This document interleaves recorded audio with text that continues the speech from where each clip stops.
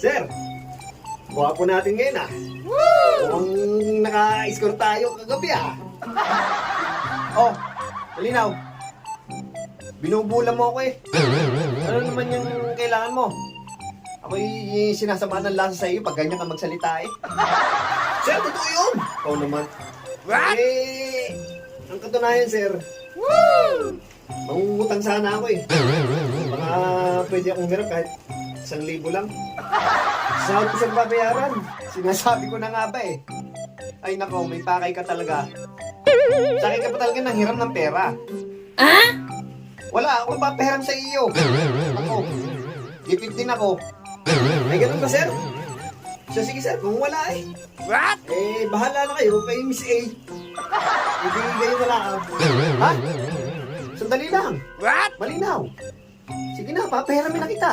Ito talaga, nagbibiro lang naman ako eh. Pambihira ka talaga. Oh, eto, bayaran mo to sa sahod ha. Yun, ang bait talaga ni Sir. Tamang bira. O sir, kamagalala.